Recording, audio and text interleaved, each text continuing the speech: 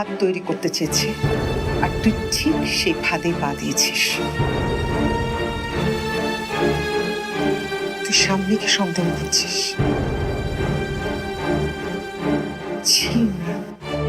সামনেকে আমার তো মনে হয় চাঁদেরও কলঙ্ক থাকতে পারে, একটা নদীরও মোড় ঘুরতে পারে, কিন্তু সামনে কখনো না, কখনো না। এই মেয়েটা তোকে সূর্য ভেবে 13টা বছর সূর্যমুখী হয়ে ফুটে আছে, আর তুই তার গায়ে কালি ছিটাচ্ছিস। আমি জানি তুই কেন কালি ছিটাচ্ছিস, কারণ তোর হাতে কালি কে তুলে দিয়েছে সেটা আমি জানি। এই মেয়েটা তোকে সূর্য ভেবে 13টা বছর সূর্যমুখী হয়ে ফুটে আছে, আর তুই তার গায়ে কালি ছিটাচ্ছিস। আমি জানি তুই কেন কালি ছিটাচ্ছিস, কারণ তোর হাতে কালি কে তুলে দিয়েছে সেটা আমি জানি, আর তোর মনে সন্দেহ ঢুকিয়ে দিয়েছে। আর সামনে এই সর্বনাশের পেছনে তোরও ইন্ধন আছে। আমি শুধু ইমরানকে একা দোষ দেব না। সামনে তোকে কিন্তু আমি আগেই বলেছিলাম, ও মৌয়ের মতো দেখতে বলে ওকে এ বাড়িতে ঠাঁই দিস না, এ বাসায় আশ্রয় দিস না। কিন্তু তুই আমার কথা শুনিসনি। এখন দেখলি তো, বড়দের কথা না শুনলে কেমন বিপদ হয়। বিপদ? সত্যি কি বিপদে পড়েছি আমরা?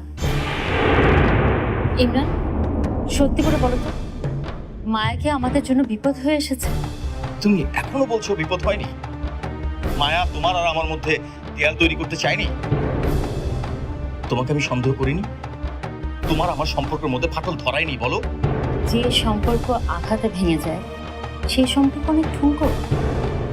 সেটাতে আঘাত হোক আর না হোক এমনিতেই ভেঙে যাবে। যদি বলো ভাঙারই কথা, তাহলে তো সেটা আঘাতের দোষে না, সম্পর্কের কারণেই ভেঙে গেছে। তাহলে তো দোষ আমার, আমি বেঁধে রাখতে পারিনি। অন্যের দোষ নিজের মাথায় নেওয়াটা তোর স্বভাব। দয়া করে স্বভাবটা এখন থেকে ত্যাগ কর। অন্য দোষ যে নিজের মাথায় নেই তা তো শুধু না ভুবু, অন্যের অনেক দোষ আছে যেটা নিজের বুকের মধ্যে কবর চাপা দিয়েও রাখতে পারি। তাও কি ছেড়ে দেব? বড় অদ্ভুত সময় বাস করছি আমরা। যখন যাকে পাচ্ছি কথা শুনিয়ে কোন ঠাসা করে ছাড়ছি, এক ঘরে করে দিচ্ছি সুযোগ পেলেই। কোনো কথা শোনাতে ছাড়ছি না। যে দুর্বল তাকে আমরা সবাই মিলে আরো মেরে ফেলতে চাইছি।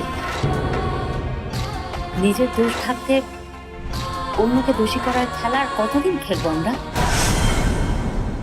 কে দোষী? মায়া দোষী? কি দোষ তার? পাসপোর্ট মায়ার নামে নেই, নাকি পাসপোর্টে বিদেশি সিল নেই, নাকি সে কখনো বিদেশেই যায়নি, এটাই দোষ? না, মিথ্যে বলাটাই তার দোষ। এই মিথ্যায় তোমার কোনো ক্ষতি হয়েছিল না? হয়নি, ক্ষতি হয়নি আমার। আমি ওকে ভালোবেসে ফেলিনি।